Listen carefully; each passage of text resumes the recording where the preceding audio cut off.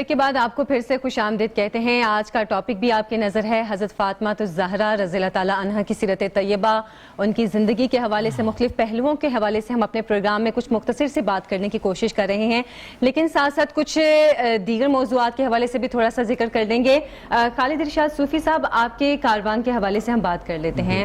Scholarships دیتے ہیں آپ بچوں کو. آپ سے ایک سوال پھر سے اس لیے بھی جاننا چاہ رہی ہوں کہ جو لوگ پہلے ہمارا پروگرام مس کر چکے ہیں, ابھی دیکھ رہے ہیں, چلیں ان کے علم میں بھی یہ بات آ جائے کہ آپ کس لیول پہ اسکالرشپس دیتے ہیں, کن بچوں کو دیتے ہیں. اور ایک اور خاص سوال, کیا سرکاری اسکول کے بچوں کو صرف دیتے ہیں یا جو پرائیویٹ اسکول کے بچے ہیں جو افورڈ نہیں کر سکتے ان کو بھی دیتے ہیں؟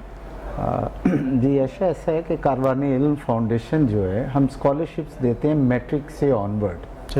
یعنی اسکالرشپس ہماری شروع ہوتی ہیں انٹرمیڈیٹ سے. اس کا کوئی بھی پروگرام ہو سکتا ہے. ایک بات تو یہ ہے. دوسرا یہ کہ میرٹ یہ ہے کہ نیڈی بٹ بریلینٹ, کہ بچہ جس کو زکوٰۃ یا ڈونیشن کی رقم جس کی فیملی کو لگ سکتی ہو, کم وسیلہ یا مستحق گھرانے کا بچہ ہو, اور میٹرک میں اس کے کم از کم 75% نمبر ہو. صحیح. اچھا, اس کے بعد یہ ہے کہ وہ کسی پبلک سیکٹر یونیورسٹی, کالج یا انجینئرنگ یونیورسٹی میں ہو. پرائیویٹ جو کالجز ہیں ان کی فی بہت زیادہ ہے, اور اوبیسلی غریب کبھی بھی اپنے بچے کو وہاں داخل نہیں کرواتے. ایک بات. دوسری بات یہ ہے کہ سرکاری کالجز بھی ان کا میرٹ بہت ہائی ہے. سرکاری کالجز سے مراد پاکستان کے ممتاز تعلیمی ادارے ہیں جہاں 90%, 95%, 93% پہ بمشکل ایف ایس سی میں, آئی کام میں اور انٹرمیڈیٹ کے باقی پروگرامز میں ایڈمیشنز ہوتا ہے. اور یہ اچھی درسگاہوں میں ہمارے الحمدللہ جو متوسط طبقہ ہے, سفید پوش طبقہ ہے, وہ کوشش کر رہے ہیں کہ ان کے بچوں کو, ان کے دل میں علم کی جوت ایسی جلا رکھی ہے انہوں نے کہ بچوں کی کوشش ہوتی ہے کہ وہ گورنمنٹ یونیورسٹی لاہور میں یا باقی پورے ملک میں جو بڑی درسگاہیں ہیں وہاں تک جائیں. تو وہ تو آلریڈی اس میرٹس پر جب آ جاتے ہیں تو ہم کہتے ہیں کہ یہ وہ پاکستان کا ٹیلنٹ ہے جو ضائع نہیں ہونا چاہیے. تو ہم ان کو اسکالرشپس دیتے ہیں. اچھا, ایک سوال میرا بھی ہے, اپنے سوال ذہن میں آیا کہ جس طرح ہم نے آپ تعلیم فراہم کر رہے ہیں, کچھ طبقات ایسے ہیں, کچھ لوگ ایسے ہیں ان کے بچے تو ذہین ہیں لیکن وسائل نہیں ہیں ان کے پاس پڑھانے کے, اور وہ اپنے بچوں کو کام کاج پہ لگا دیتے ہیں. وہ ذہین بچے جو ہے نا, وہ جو ملک کا بہترین مستقبل ہے, وہ ضائع ہے. اس حوالے سے آپ کیا کہیں گے؟ اچھا, اس حوالے سے بھی عارف صاحب بہت ساری این جی او الحمدللہ پاکستان میں سرگرم ہیں. صحیح. بہت سارے نام لیے جا سکتے ہیں. بہت ساری این جی اوز ایسی ہیں پنجاب میں, سندھ میں, بلوچستان میں, اور اسی طرح خیبر پختونخوا میں, جنہوں نے اپنے سکولز بنا دیے ہیں. جو متوسط طبقہ جہاں ہے یا جو پسا ہوا طبقہ ہمارا سفید پوش رہ رہے ہیں, ان کے لیے بہت اچھے سکول بنا دیے ہیں. ایک بات تو یہ ہے. دوسری بات یہ ہے کہ میں آن ایئر بڑے وثوق سے بتا رہا ہوں کہ پورے ملک کے سکول کے ساتھ, تعلیمی اداروں کے ساتھ میرا براہ راست رابطہ ہے پچھلے 18 سال سے. سکول ایجوکیشن بہت اچھی ہے پاکستان میں. سرکاری سکول بہت اچھے ہیں. صحیح. ٹیچر, میں آپ سے 1 منٹ لے لیتا ہوں. اچھی بات, پازیٹیوٹی کی باتیں آج ہم ظاہری باتیں کر رہے ہیں. مجھے اتفاق ہوا کروڑ لال ایسن جانے کا. وہاں جب یہ سیلاب آیا 2010 کا, تو اس کے بعد ہم سکولوں کی حالت ذات پر ایک سروے کر رہے تھے کاروان علم فاؤنڈیشن کے پلیٹ فارم پہ. سکولوں کے لیے, ہم سرکاری سکولوں کے لیے کچھ کرنا چاہ رہے تھے. تو وہاں میں ایک سکول ٹیچر کے ہاں رکا, اور وہ مجھے دریائے سندھ کا جو کنارہ ہے وہاں لے گئے ایک اور اپنے سکول ٹیچر سے ملوانے. صحیح ہے. انہوں نے دعوت دے دی کہ جی لاہور سے ایجوکیشن کے سیکٹر میں کام کرنے آ رہے ہیں. تو انہوں نے مجھے اپنے گھر کا ایک بہت بڑا کمرہ دکھایا. وہ ہائی سکول کے ٹیچر تھے. صحیح. تو انہوں نے کہا کہ میں جب میرے بچوں کے 9th 10th کو وہ پڑھاتے ہیں, 9th کلاس لیتے ہیں, وہ 9th بھی وہی پڑھاتے ہیں, 10th بھی, یعنی کلاس کے انچارج ہیں. تو کیا کرتے ہیں کہ بچوں کو جو پوری کلاس ہے انہیں کہتے ہیں کہ اپنے بستر وغیرہ یہاں لے آؤ, کوئی ٹیوشن نہیں, اسکول میں پڑھاتے ہیں, شام کو ان کے ہاں رکتے ہیں, وہ کھانا بھی کھلاتے ہیں.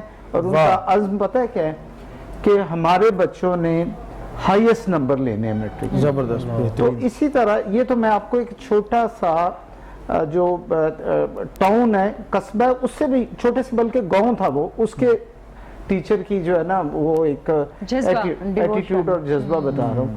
اور اتنے اچھے اسکول ہیں. یعنی کہ سب مل کے کام کریں تو بہترین کام ہو سکتا ہے. ہماری بہن موجود ہیں اور میں پی ٹی آئی سے تعلق بھی ہے, تو میں چاہتا ہوں کہ اب یہ حکومت پی ٹی آئی کی ہے نعرہ, جبکہ تبدیلی سرکار کا بھی نہیں کا تھا. تو یہ بتائیے گا کہ رمضان کریم جب آتا ہے تو ریٹ بڑھ جاتے ہیں. اس بار خان صاحب نے کوشش تو کی ہے, کہتے ہیں کہ گھبرانا بھی نہیں ہے, لیکن عوام اب بھی گھبرا رہی ہے, ریٹ زیادہ ہیں. تو آپ کیا کہتے ہیں؟ اجازت بھی مانگ رہی, تو آپ کیا کہتے ہیں لوگ کیوں پریشان ہیں, ریٹ کیوں زیادہ ہیں, اور جو بازار لگے وہاں پہ وہ جو آپ چیزیں فراہم کی جائیں اس کی کوالٹی بہت لو ہے, کیا کہتے ہیں اس حوالے سے آپ؟ جی آپ بالکل نہ گھبرائیں, اللہ تعالیٰ بہترین فیصلے کرتا ہے اور کر رہا ہے.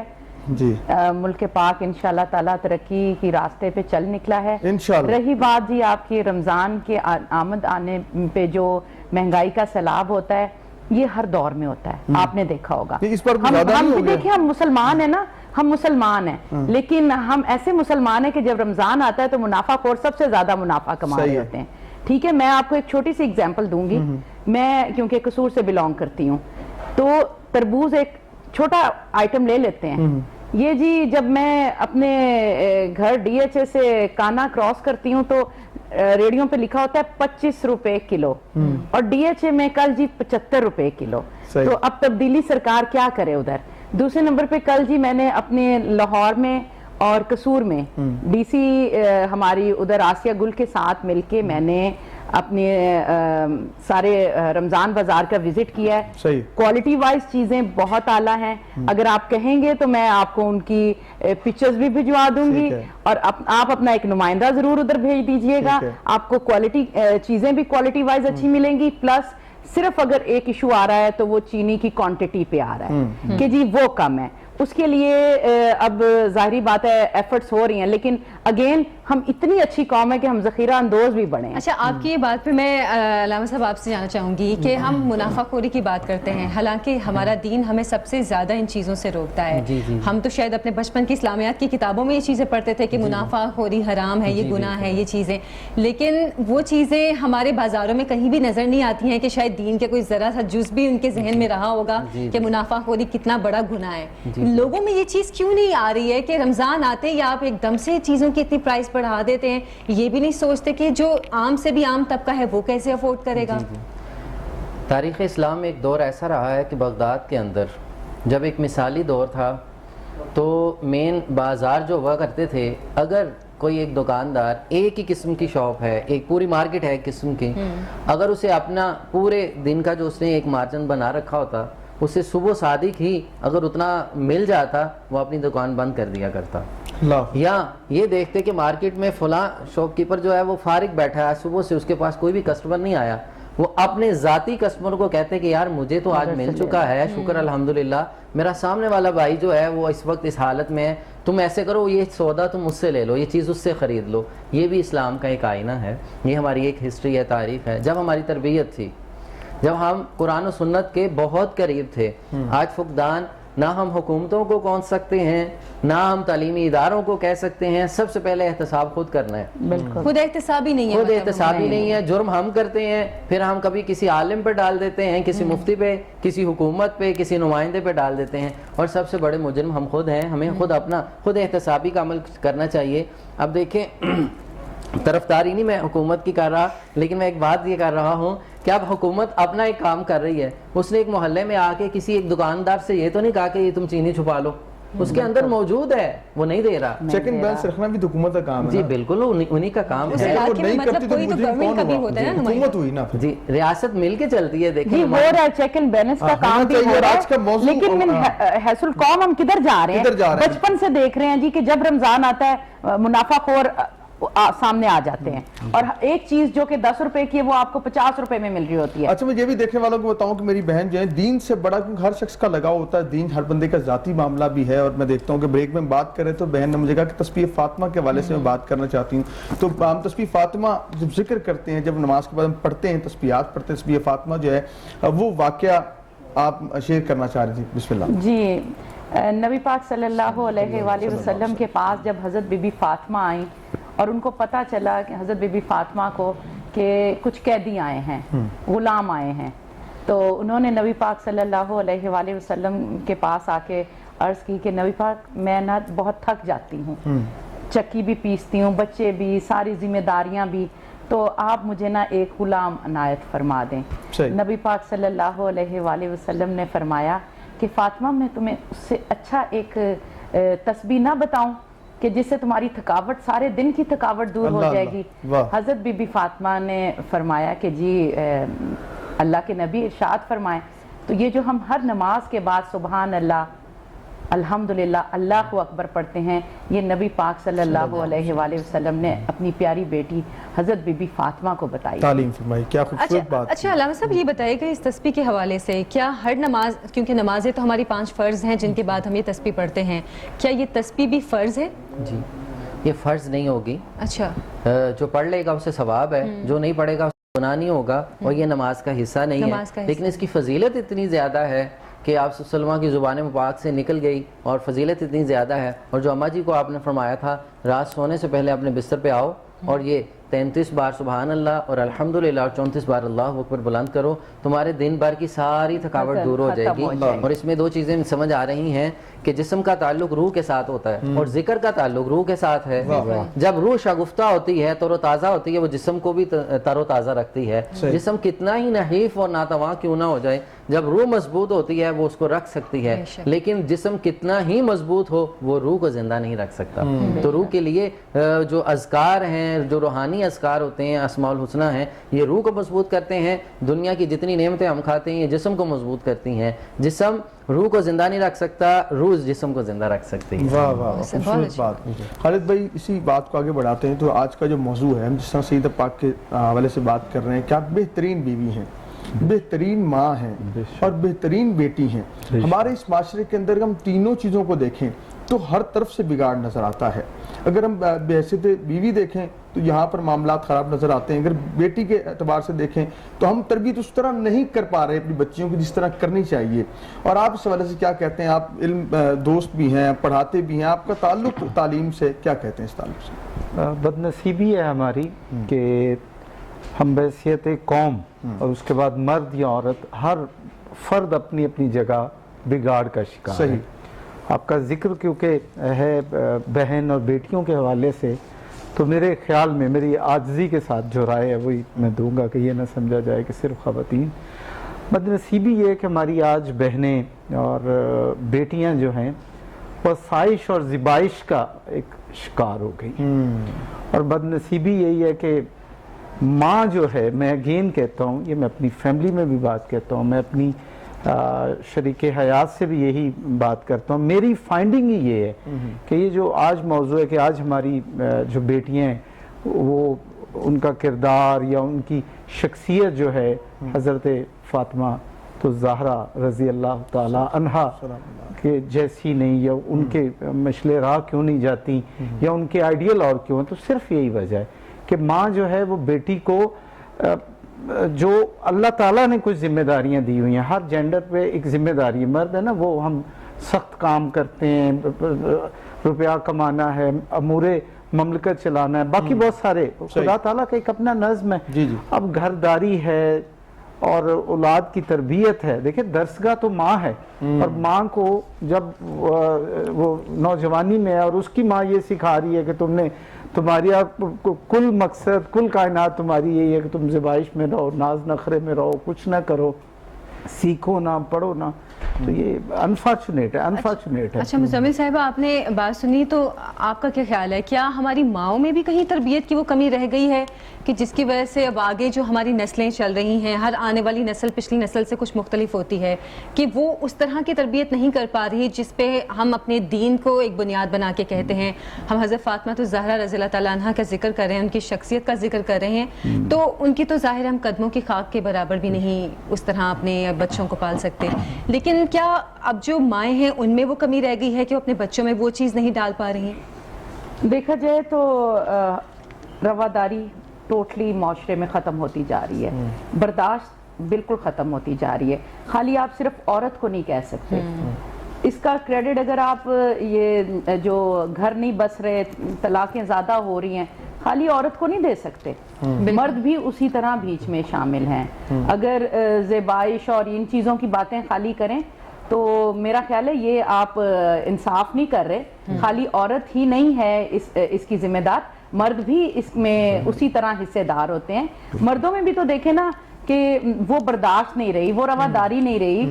اگر عورتیں جس طرح پہلے ہماری مائیں, اب ہم بھی دیکھیں, ایک میں عورت ہوں تو کبھی اپنے گھر کو نگلیکٹ بھی نہیں کیا, ورکنگ وومن ہوں, اور میرے ہسبینڈ کی ڈیتھ ہو چکی ہے تو میں تو اپنا مطلب ہر چیز دیکھ رہی ہوتی ہوں, بزنس بھی دیکھ رہی ہوں, بچوں کو بھی نگلیکٹ نہیں کرنا, رشتہ داریاں بھی نبھا رہی ہوں. ضروری نہیں ہے آپ ایک دو ایکسیپشنل کیسز کو پوری ایک جینڈر پہ نہیں کر سکتے. اچھا, میں سوال کو مزید آپ کے لیے بھی آسان کر دوں کہ میں اس طرح اس سوال کو لیں کہ تعلیمات سیدہ زہرا سلام اللہ علیہا اس وقت پوری دنیا کی ماؤں بیٹیوں کے لیے, بہنوں کے لیے تعلیمات جو ہیں بڑی اہمیت آپ کے عامل ہے.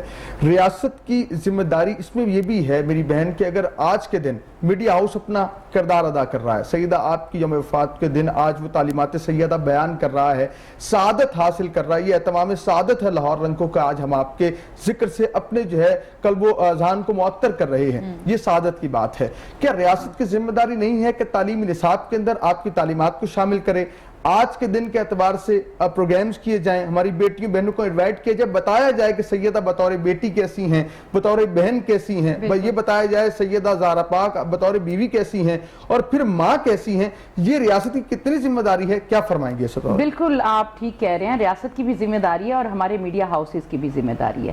جب وہ ویلنٹائن کے اوپر اتنے بڑے بڑے اشتہار دے رہے ہوتے ہیں نا کہ یہ پروموشنز چل رہی ہیں تو یہ ہو رہا ہے, تو سیدہ فاطمہ الزہرا کے اوپر بھی ایک آج کے دن پہ وہ کہہ دیتے کہ جی آج 10% آف ہے. ہمارے میڈیا ہاؤسز بھی یہ سارا کر سکتے تھے, لیکن ہماری تعلیم, اگر خان صاحب بولیں گے کہ ولگیرٹی نہیں ہونی چاہیے, لباس کے اوپر توجہ دیں, تو ہمارے سو کالڈ لبرلز آ کے ٹرینڈ سیٹ کر دیتے ہیں ٹویٹر پہ بھی, سوشل میڈیا پہ بھی. آپ کہیں تو ہمیں چھوڑیں, کہیں تو بات ہماری بھی مانے نا. آپ گورنمنٹ کی اگر ذمہ داری لیتی ہیں تو آپ کے پاس جتنا بڑا اس وقت آپ بیٹھے ہوئے ہیں ایک چینل پہ, اور سوشل میڈیا اور جو میڈیا یہ جو ہاؤسز ہیں ان کی ذمہ داریوں پہ آپ نہیں آ سکتے. اپنا حق ادا کر رہے ہیں, ہاں آپ تو ماشاءاللہ کر رہے ہیں, لیکن جب آپ خالی میں بیٹھی ہوں تو میں پوری گورنمنٹ کی جواب دے ہوں, تو آپ بھی خالی ایک, آپ دونوں پورے میڈیا ہاؤسز کو ریپریزنٹ کر رہے ہیں. دیکھیں کتنا اچھا ہو کہ حضرت بی بی فاطمہ کے موقع پہ ان کے وصال, آج وصال ہے, جب ان کی پیدائش کا موقع, تو جب نیو ایئر کی پروموشنز آتی ہیں, جب ویلنٹائنز کی پروموشنز آتی ہیں, تو ان کے اوپر پروموشنز ہیں 10% آف, 15% آف. ہماری بچیوں کو, بچوں کو پتا چلے کہ آج ایک اتنی عظیم ہستی پیدا ہوئی تھی جن کی ولادت کی خوشی میں آج ہمارے جو شاپس ہیں یا برانڈز ہیں ان کے اوپر اتنا آف ہے. لیکن جیسے کہ وہ بات کر رہے ہیں آپ کہ سرکاری طور پہ بھی اس کی پروموشن ہونی چاہیے کہیں نہ کہیں, مطلب ٹھیک ہے آپ کہہ رہی ہیں میڈیا ہاؤسز کی بھی ذمہ داری ہے, باقی لوگوں کی بھی ذمہ داری ہے, لیکن سرکاری طور پہ بھی اس کی, کیونکہ اب تو سوشل میڈیا کا زمانہ ہے, آپ سوشل میڈیا پہ اس کی اگر تھوڑی سی پروموشن دیتے ہیں تو لوگوں کو پتہ چلے, ان کو اویئرنیس ہو کہ آج یہ دن ہے, یہ موقع ہے, یہ ہوا تھا ہمارے دین میں, تو یہ جی ہم تو ذمہ داری تو ہے نا. پھر ہم اپنے حد تک تو کر رہے ہیں. آپ میرے 2 موبائلز ہیں, اسٹیٹس چیک کریں, میں نے لگایا ہے, ٹھیک ہے جی. ہم اپنی حد تک تو کر رہے ہیں سارے, اور جب انسان اپنی ایک لمٹ میں رہتے ہوئے کردار ادا کرتا رہے گا تو میرا خیال ہے پورا معاشرہ ہی اچھا ہو جائے. خوبصورت بات کی ہے. ڈاکٹر عابد علی ہمارے ساتھ ہیں. خوبصورت آج کا موضوع ہے, یہ ایسا موضوع ہے کہ ہم بات کرتے چلے جائیں, وقت گزر جائے گا. سیدہ کی سیرت پاک جب مکمل نہیں ہوگی, اتنی بڑی ذات والا ہیں. کیا کہیں گے جب حسنین کریمین جو ہیں دسترخوان پہ بیٹھے ہوئے ہیں, سائل آتا ہے, دروازہ دستک دیتا ہے, کبھی قیدی بن کر, کبھی یتیم بن کر, کبھی سائل بن کے در زہرا پہ آتا ہے, پھر سیدہ اماں جی پاک عطا کرتی ہیں. وہ میں چاہتا ہوں ہمارے دیکھنے والوں کو واقعہ بیان کیا تاکہ لوگوں کو اس حوالے سے بھی روشن کیسی سیدہ زہرا پاک کے در سے سخاوت ہوتی ہے, کیا فرماتے ہیں؟ بسم اللہ الرحمن الرحیم. قرآن مجید کی سورۃ الدہر کی آیت پاک ہے, وَيُطْعِمُونَ الطَّعَامَ عَلَىٰ حُبِّهِ مِسْكِينًا وَيَتِيمًا وَأَسِيرًا. جو اللہ کی محبت کے لیے اللہ کی بارگاہ میں یتیموں کو, مسکینوں کو اور قیدیوں کو کھانا کھلاتے ہیں. آپ نے روایات میں ملتا ہے کہ حسنین کریمین بیمار ہوئے تو نظر کے روزے رکھے, تو پہلا روزہ تھا تو سیدہ کائنات اور مولا کائنات سلام اللہ علیہما افطار کا وقت ہوتا ہے، ایک سائل آ جاتا ہے، کہتا ہے میں غریب ہوں، اپنا کھانا اٹھایا اور اسے ہبہ کر دیا۔ اللہ اللہ۔ دوسرا دن آتا ہے، افطار کا وقت ہوتا ہے، اس نے کہا جی میں یتیم ہوں، ہبہ کر دیا۔ تیسرا دن کہنے لگا ابھی قید سے رہائی ہوئی ہے، بھوک لگی ہے، بھوکھا ہوں، پیاسا ہوں، ہبہ کر دیا۔ تو اللہ کو یہ ادا پسند آتی ہے اور قرآن کی آیت نازل ہو جاتی ہے۔ یہ وہ وجہ تھی جو تربیت تھی حسنین کریمین کی، ایثار کی، ایثار کی۔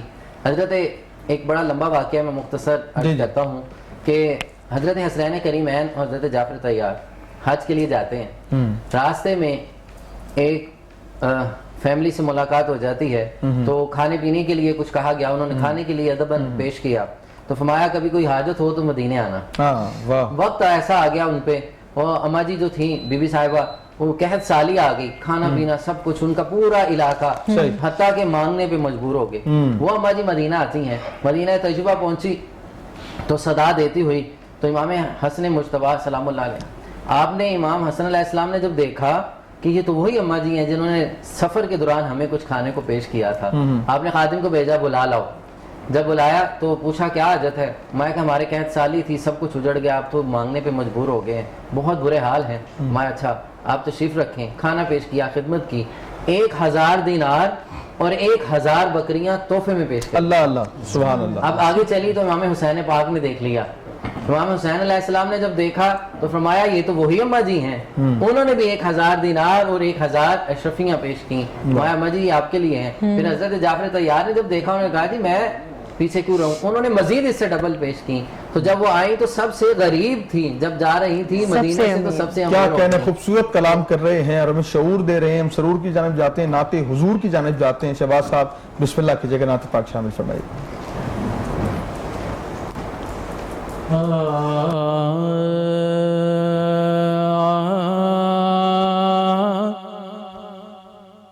اکھیاں دے نیرے جدائی وچ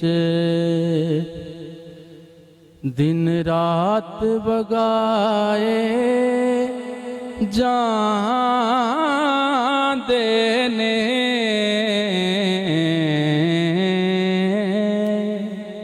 خوش بختانوں میں محبوباں دے دیدار کرائے جان دینے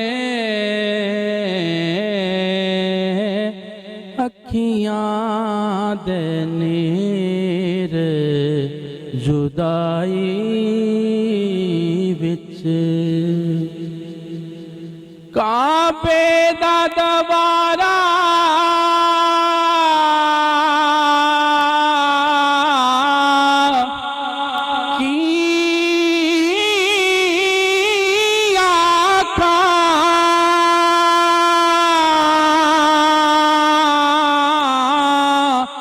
روزے دا نظارہ کی آنکھاں کعبے دا دوارہ کی آنکھاں روزے دا نظارہ کی آنکھاں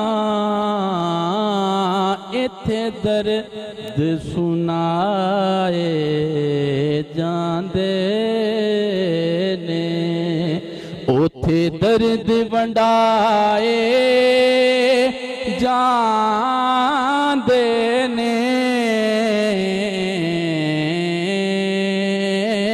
ایتھے درد سنائے جاندے نے اوتھے درد ونڈائے جاندے نے۔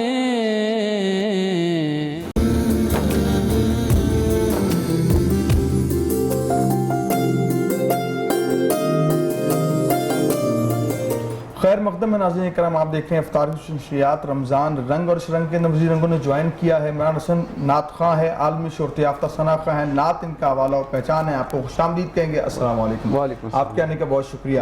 اور ایک ہمارا پسندیدہ سیگمنٹ ہم سب کا गोशा दरूद एक ऐसा सेगमेंट जिसके ज़रिए हम पूरी दुनिया में और पूरे पाकिस्तान बिलखुसूस रहने वाले लोगों को चाहते हैं कि आप दरूद के ज़ाकिर बन जाएं। आप दरूद रोज़ की बुनियाद पर पढ़ें, यकीनन आप पढ़ते भी होंगे, लेकिन हम चाहते हैं कि आप रोज़ की बुनियाद पर दरूद पढ़ें, अपने बच्चों को इसकी तालीम दें। जिस तरह हम रोज़ के काम करते हैं, आप दरूद को अपनी ज़िंदगी में शामिल कर लें। जब दरूद को शामिल करेंगे तो बरकतें आपका मुकद्दर हो जाएंगी, कामयाबियां आपके कदम चूमेंगी, चेहरे पे निखार रहेगा, जुबान पर जब दरूद का अज़कार रहेगा। और साथ ही साथ जब दरूद की बात करते हैं, जब उस दिन हम बात कर रहे हैं दरूद की, तो इस वक्त हर शख्स हाइपरटेंशन के अंदर है, बीपी का पेशेंट है, ब्लड प्रेशर बढ़ जाता है।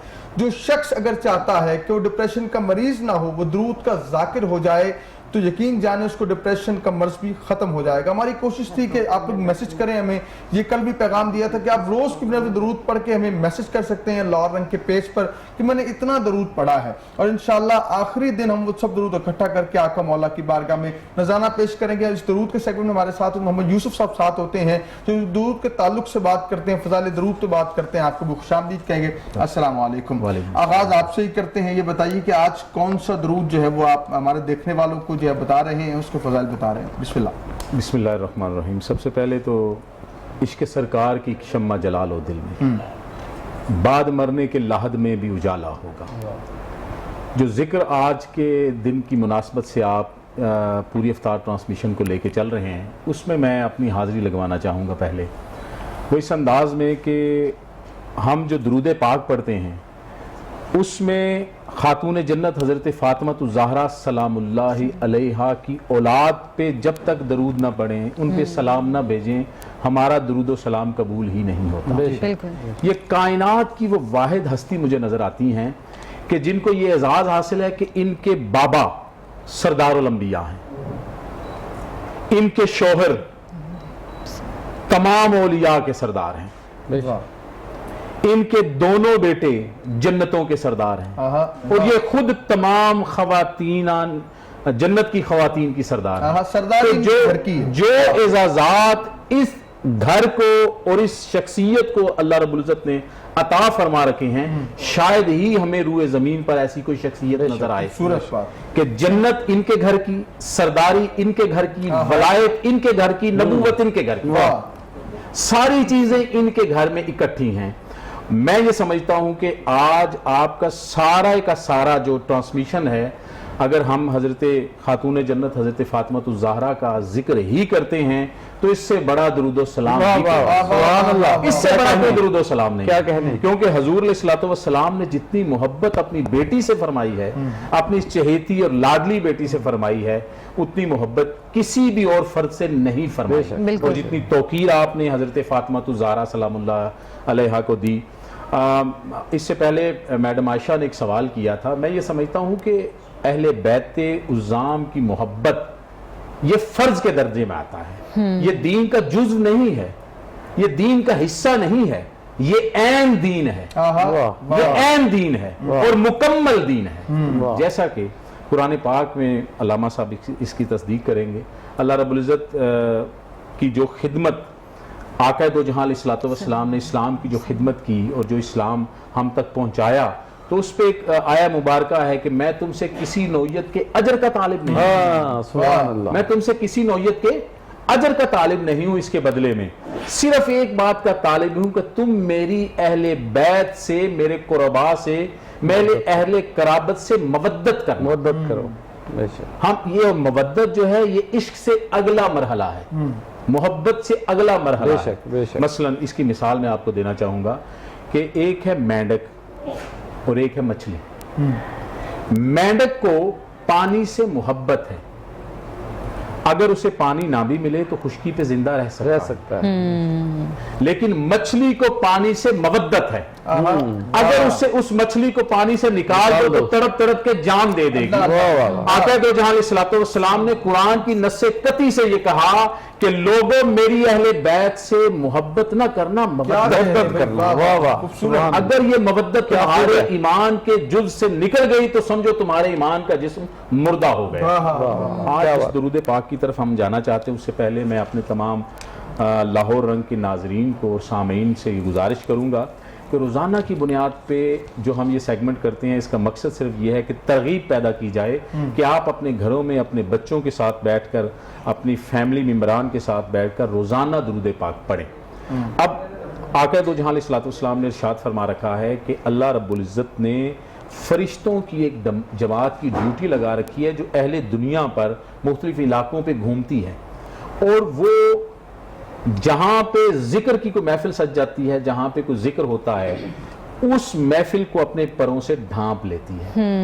تو اگر ہم اپنے گھروں میں روزانہ آقا دو جہاں علیہ الصلوۃ والسلام کے درود پاک کی محفل سجائیں گے, چاہے 5 منٹ ہی سجائیں, تو وہ جب فرشتے وہاں پہ آئیں گے اور پھر بارگاہ رب العزت میں واپس جائیں گے تو وہ رپورٹ دیں گے کہ فلاں گھر میں آج آقا دو جہاں علیہ الصلوۃ والسلام پر درود پڑھا جا رہا تھا.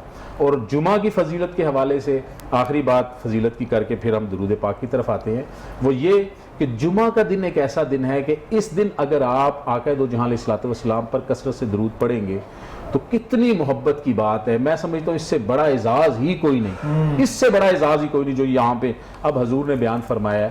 متفق علیہ حدیث ہے, حضور علیہ الصلوۃ والسلام نے ارشاد فرمایا کہ شب جمعہ اور جمعہ کے دن میرا جو امتی مجھ پہ درود پاک پڑھے گا, میں یہ بھی جانتا ہوں اس کا نام کیا ہے, میں یہ بھی جانتا ہوں اس کے باپ کا نام کیا ہے, میں یہ بھی جانتا ہوں اس کے دادے کا نام کیا ہے. واہ, اس سطح تک حضور علیہ الصلوۃ والسلام ہمارے درود پاک کو سماعت فرماتے ہیں. جمعے کے دن کثرت سے درود پاک پڑھنے کی تلقین کی گئی ہے. آج جس درود پاک کا ہم ذکر کریں گے اسے درود لکھی کہتے ہیں. درود لکھی, لکھی اسے درود لکھی اس لیے کہتے ہیں کہ ایک دفعہ اگر پڑھا جائے تو 1,00,000 درود پاک پڑھنے کا ثواب ہے. اب یہ درود لکھی کو, درود لکھی کا یہ ٹائٹل کیسے ملا اور یہ درود پاک کیسے ہم تک پہنچا؟ تاریخ میں آتا ہے کہ ہمارے ایک بادشاہ گزرے, اچھے بادشاہ بھی گزرتے ہیں, تو ایک بادشاہ گزرے جن کا نام ہے محمود غزنوی. وہ روزانہ 1,00,000 دفعہ آقا دو جہاں علیہ الصلوۃ والسلام کی ذات مبارک پر درود پاک پڑھا کرتے تھے. اس سے امور مملکت سر انجام دینے میں وقت کم رہ جاتا تھا, تو ان کا معمول تھا اور انہوں نے یہ معمول چھوڑا نہیں. ایک رات آقا دو جہاں علیہ الصلوۃ والسلام نے ان پہ کرم فرمایا اور انہیں اپنی زیارت سے مشرف فرمایا. اور جب زیارت سے مشرف فرمایا تو حضور علیہ الصلوۃ والسلام نے درود لکھی انہیں تلقین کیا کہ اے محمود غزنوی, چونکہ آپ نے امور مملکت سر انجام دینے ہیں اور امت کی ایک بھاری ذمہ داری آپ کے کندھوں پہ ہے, تو آپ روزانہ صبح اور شام کو اس درود پاک کو ایک دفعہ پڑھ لیں تو آپ کو 1,00,000 درود پاک پڑھنے کا ثواب ہے. اس لیے اسے درود لکھی کہتے ہیں. اس درود پاک پڑھنے والے کو زیارت مصطفیٰ, محبت مصطفیٰ اور اس کے رزق میں اضافہ ہوتا ہے. تو میں آج کا جو تحفہ آپ کو دے رہا ہوں وہ درود لکھی ہے. اور اس سے اختتام کی طرف چلتے ہوئے میں گزارش کروں گا, جیسے ہمارا ایک سیگمنٹ ہے, اگر آپ کی اجازت ہو تو مل کے ساری ہمارے جو ناظرین ہیں اور جو یہاں پہ جتنے لوگ بیٹھے ہیں وہ مل کے درود پاک جو ہے نا وہ بارگاہ رسالت مآب میں پیش. عمران بھائی ذرا مل کر جو درود پاک. اللہم صلی علی سیدنا و مولانا محمد. اللہم صلی علی سیدنا و مولانا محمد و علی آلہ و صحبہ و بارک وسلم. اللہم صلی علی سیدنا و مولانا محمد. اللہم صلی علی سیدنا و مولانا محمد. اچھا, ہم بات کر رہے تھے بی بی سیدہ پاک کے یوم وصال کے حوالے سے, ان کی حیات طیبہ کے حوالے سے بھی ہم نے ذکر کیا. یوم وصال ہے آج ان کا, ان کے وصال کے حوالے سے علامہ صاحب آپ سے جاننا چاہیں گے کس طرح ان کا وصال ہوا, کیونکہ ان کے حوالے سے میں پڑھ رہی تھی کہ جو شیب ابی طالب میں جو 3 سال گزارے تھے نبی پاک صلی اللہ علیہ وسلم نے اور ان کے اہل خانہ نے, اہل بیت نے, اس میں ان کی جو طبیعت تھی وہ بہت ہو گئی تھی, خراب ہو گئی تھی, وہ بہت کمزور ہو گئی تھی جسمانی طور پہ, جس کے بعد ان کا جو وصال تھا, جو ان کا انتقال تھا, وہ بھی چھوٹی عمر میں ہو گیا تھا. بسم اللہ الرحمن الرحیم. آپ سرکار کے وصال پاک کے حوالے سے آقا کریم صلی اللہ علیہ وسلم نے پہلے خبر دی. حضرت ام المؤمنین سیدہ عائشہ صدیقہ رضی اللہ تعالیٰ عنہا آپ روایت کرتی ہیں کہ جب اللہ کے محبوب علیہ السلام کا وقت وصال ظاہر ہوا تو آپ سرکار نے اماں جی کو اپنے قریب بلایا تو کان میں کچھ بات کہی تو آپ رونے لگیں. پھر دوبارہ آپ نے کچھ ارشاد فرمایا تو آپ مسکرانے لگیں. تو اس وقت پوچھنے پہ تو نہ بتایا, لیکن آپ کے وصال کے بعد پھر سیدہ خاتون جنت نے ام المؤمنین سے یہ راز کھول دیا کہ مجھے سرکار نے فرمایا تھا پہلی بار کہ بس اب میں تم سے جدا ہونے والا ہوں. تو میں غمگین ہوئی تو آنسو روا ہوئے اور فرمایا فاطمہ تم نے پریشان نہیں ہونا, میرے بعد سب سے پہلے تم ہی مجھے ملنے والی ہو. تو اس پہ مجھے خوشی ہوئی. تو آپ کے وصال کے جتنے بھی وجوہات ہوں لیکن ایک ہی وجہ ہے, وہ ہے فراق مصطفیٰ علیہ السلام, جدائی رسول ہے, ہجر رسول ہے اور حضور سے بچھڑ جانے کا جو غم ہے. روایات میں آتا ہے کہ آقا کریم صلی اللہ علیہ وسلم کے وصال کے بعد ایک بار بھی اماں جی کو کسی نے مسکراتے نہیں دیکھا, آپ کے چہرے پہ تبسم تک نہیں دیکھا حضور کے جانے کے بعد. اور حضور کے جتنے صحابہ ہیں حضور کے ہجر و فراق میں اسی حالت میں گئے ہیں. جتنے صحابہ کا جو وصال ہوا ہے شہادت یا وصال وہ اسی غم میں ہوا کہ حضور ہم سے جدا ہو گئے, عالم حجاب میں چلے گئے. جبکہ حضور تو ہماری جانوں کے قریب بھی ہیں, لیکن جو ظاہری معاملہ ہوتا ہے ہم انہیں آج یاد کریں تو آنکھیں غسل کرنے لگ پڑتی ہیں. اور ان کی شان دیکھیں کہ جنہوں نے روبرو دیکھا ہوگا, ان کے لیے رب نے رضی اللہ عنہم ورضوا عنہ کی صدائیں لگائی ہیں. عبادت کی وجہ سے نہیں ہے, یہ ریاست کی وجہ سے نہیں ہے, علمیت کی وجہ سے نہیں ہے, لمبے لمبے چلا کشی کی وجہ سے نہیں ہے. صرف اور صرف ایک ہی وجہ نظر آتی ہے, وہ دیدار مصطفیٰ ہے, وہ زیارت مصطفیٰ ہے. بعد والوں نے عبادتیں کی ہیں. ایک ایک ولی آپ تاریخ صوفیہ اٹھائیں 40 سال عشاء کے وضو سے فجر کی نماز ہمیں ملتی ہے. صحابہ میں آپ کو شاید ایسی مثال نہ ملے, لیکن انہوں نے عبادتیں کی ہیں, انہوں نے زیارتیں کی ہیں. فرق یہ ہے وہ زیارت والے تھے اس لیے کیونکہ وہ سنت اللہ پہ عمل کرنے والے تھے, تو ان کا مقام درجہ میں چاہتا ہوں سیدہ کا ذکر ہو رہا ہے تو ہم منقبت کی جانب جائیں اور سیدہ پاک کی منقبت آج شامل کی جائے. آج آپ کا دن ہے, ہم آپ کا ذکر کر رہے ہیں, اپنے قلب و ذہن کو معطر کر رہے ہیں, منور کر رہے ہیں. عمران بھائی بسم اللہ. جی بہت شکریہ. میری خوش بختی ہے کہ آج اس سیدہ پاک کے حوالے سے اس پروگرام میں میں حاضری پیش کر رہا ہوں, منقبت سیدہ پاک پیش کر رہا ہوں.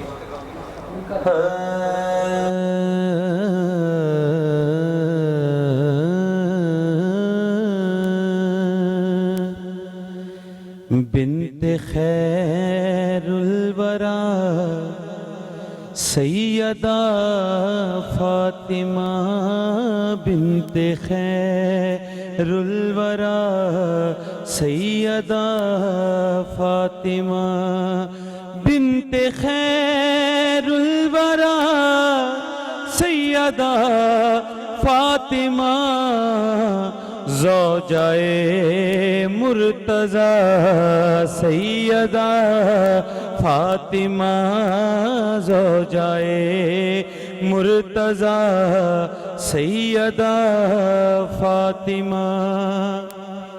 در پہ جبریل بھی ہاتھ باندھے کھڑا, در پہ جبریل بھی ہاتھ باندھے کھڑا, در پہ جبریل بھی ہاتھ باندھے کھڑا, تیرا بن کے گدا سیدہ فاطمہ, تیرا بن کے گدا سیدہ فاطمہ. جس کی خاطر یہ دنیا بنائی گئی, جس کی خاطر یہ دنیا بنائی گئی, وہ ہے بابا تیرا سیدہ فاطمہ, وہ ہے بابا تیرا سیدہ فاطمہ. تمام خلق میں شاہ انعام بن جائے, رسول پاک کا قائم مقام بن جائے. کمر خدا نے وہ رتبہ دیا ہے کو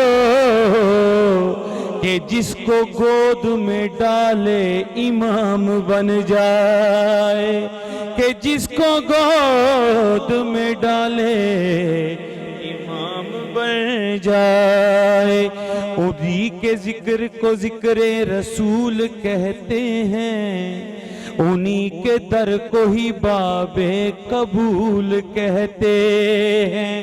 جو ہر طرح کی نجاست سے پاک ہو لوگو، اسے زبان وحی میں بطول کہتے ہیں۔